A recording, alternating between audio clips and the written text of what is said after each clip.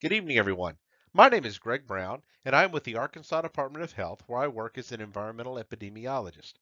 I would like to take this opportunity to thank the Homeowners Association for inviting me to come and speak to your regional conference on indoor chemical use and their effects on our health. This is a very important topic that impacts all of us on a day-to-day basis. Over the next few minutes together, we're going to be talking about a lot of information. What I'd like to do is kind of focus our attention on these five major areas. First, let's talk about a brief history of chemicals in our society. What are some of the challenges in tracking those? What are the true numbers? What about labeling? Who's responsible for that? And what agency has the regulatory oversight of it? What are some of the sources of indoor chemical exposures? In other words, what are those products that you have around your home that you use every day? What are the types of chemicals found within those everyday household products? We certainly can't cover all types of chemicals, but we'll focus in on a few. Then we're going to look at some of the negative health effects that result from being exposed to those, whether they're immediate health effects or long-term health effects. And then finally, we're going to talk about how to maybe avoid some of the potential short and long-term effects from the products that we use. Having given this presentation several times, I think it's important before we begin is to give you a sense of what this presentation is about and what it's not about. This presentation is really about providing you, the consumer, with important information on the products that you do have around your home. It's about raising awareness of some of the potential health issues from those products. It's about encouraging the proper use of those things that we have. It is by no means meant to scare you into throwing all your cleaning products away as soon as you get home tonight. It's not about disparaging companies, regulatory agencies, or even individual products. And it's not meant to imply that all products that you have around your home are hazardous. You ever picked up a product around your home and you're just curious of what's in it? And you turn it around and you see something like this. It's confusing, isn't it? Half of the words you don't know how to say. We certainly don't know what they are. We don't know how they work. We don't know what their purpose is. But what we do know is the product that these things are contained in does what it says it's meant to do. And we put it back under the cabinet and we continue to use it. What I hope to do tonight is maybe give you a little insight into what some of those things are and maybe how they would impact your health. One of the most common questions I get during this presentation, and many of you will have the same question, and that is, I've been using these products for years. I've never had any negative health effects, so it must be safe, right? Well, the answer to that is they may not be, because it is possible to have negative health effects later on in life that cannot be traced back to the products that we once were exposed to throughout the years that are the current cause of our health condition. And the reason for that is many of the organs that these chemicals target, such as the brain and the kidneys and the lungs, when exposed to those chemicals over long periods of time, may take years before the health effect is noticeable. In order to put things into perspective and to provide you with enough information to make some informed decisions, I think it's important that we first look at some of the challenges when it comes to chemicals in our society. Now, there are many different chemicals produced every single year for many different uses.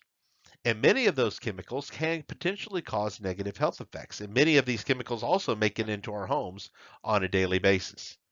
Now, to give you an idea of the magnitude of the situation, in 1976, the EPA, or the Environmental Protection Agency, was tasked by the Toxic Substance Control Act, the TSCA, to create this chemical registry, if you will, or this inventory of chemicals in our society, whether they're produced here or whether they are brought in from other countries. Now, with this came a lot of challenges on how do we track this information. In 2014, there were approximately 84,000 chemicals in this registry. However, the true number is around 10,000 or so. And the reason for this is that anytime a company creates a chemical, it is logged into this book or into this registry. The problem is many of those chemicals that are produced never make it to market. And so there is this huge volume of chemicals in the registry, but only a small percentage of those are actually found in the products that we use every day. Now, why is the number at 84,000? Well, that becomes another challenge, is within this regulation, there was never created a way where a chemical could be removed from it. So once it's in the registry, it's always in the registry. Now, when it comes to labeling of household chemicals or household products that contain chemicals, unfortunately, it's not all that it's cracked up to be.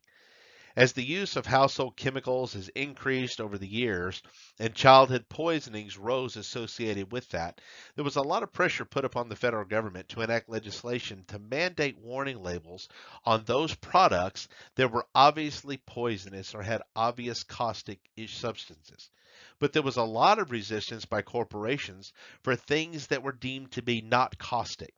The problem was that many of these non-caustic substances or chemicals found within these products had long-term and in some cases short-term health effects, but they weren't deemed to be poisonous or caustic, therefore there was not a warning label placed upon those. And so when you look at labeling today and the requirements around it, it's much more of a reactionary process than a precautionary process. So where are we when it comes to current regulation of chemicals and the household products that we use? In June of 2016, the Frank Lautenberg Chemical Safety for the 21st Century Act amended the Toxic Substance Control Act. If you remember, that was the act that set forth that registry or that inventory list of all the chemicals that were made either within this country or imported into the country. Well, that was passed into law. A year later, in June of 2017, the EPA announced some activities that they were going to implement to meet their statutory responsibilities as outlined in the Act of 2016. Just a few days ago, in March of 27th of 2018, 37 new chemical reviews had been completed. So you can see this is a very slow process, and regulation is having a long time and a hard time keeping up with the output and the creation of new chemicals. Now that we've given you some of the background and some of the history and regulations surrounding chemicals within the products that we use on a regular basis, let's look at some of the sources of these indoor chemical exposures. Now, these sources can be just about anything. They can be anything from air fresheners to laundry detergent to the nail polish or nail polish remover, flea and tick treatments, all-purpose cleaners, deodorant, fabric softeners.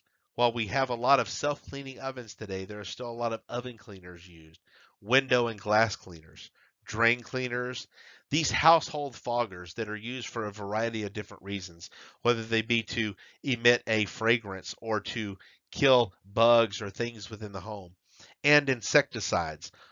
These, among many, many other products, can be the source of those indoor chemical exposures. And most all of us have these products within our homes at any given time.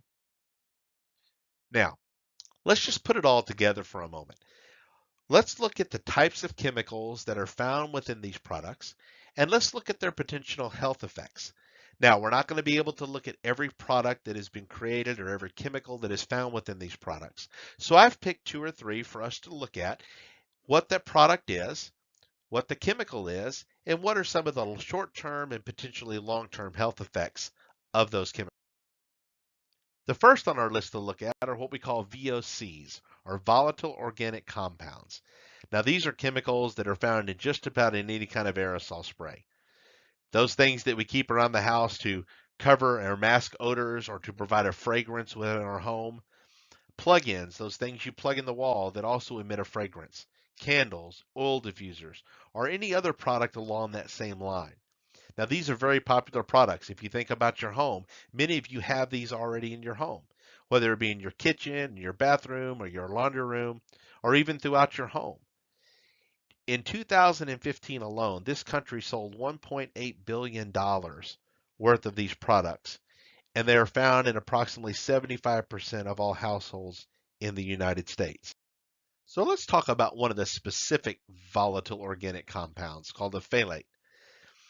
Phthalate is used to dissolve or carry a fragrance. So that makes sense defining some of the products that we were talking about earlier.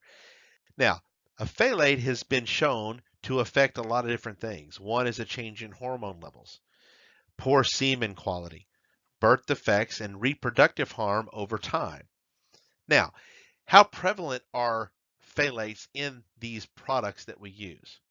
Well, to give you an idea, the Natural Resource Defense Council in 2007 did a study of 14 air fresheners.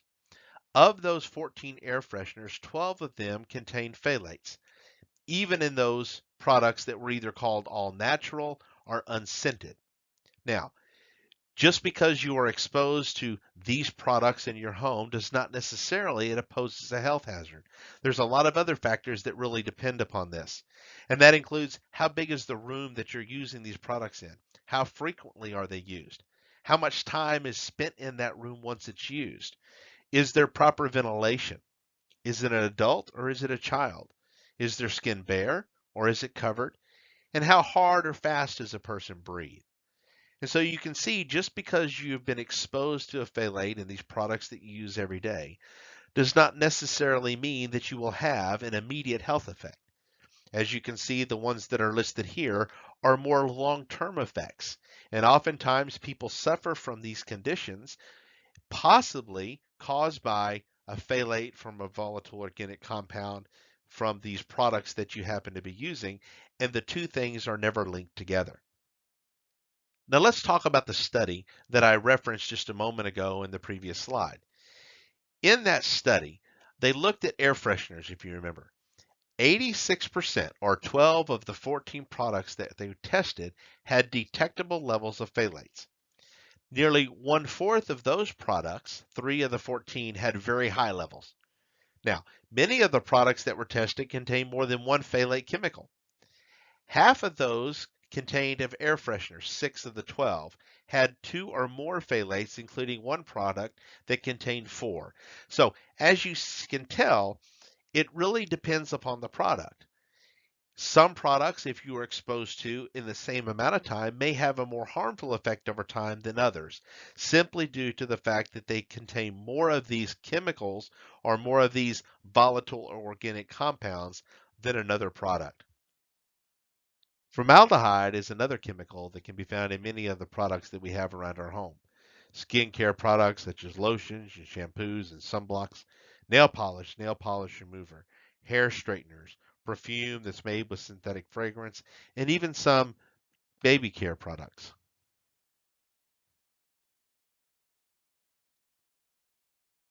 Formaldehyde, like pesticides, is a known carcinogen and is considered to be a universal sensitizer by the CDC. That means it's a chemical that can make a person sensitive to all harmful chemicals if there's a large enough exposure. Now, although the short-term health effects of formaldehyde exposure are well known, less is known about the potential long-term effects of this particular.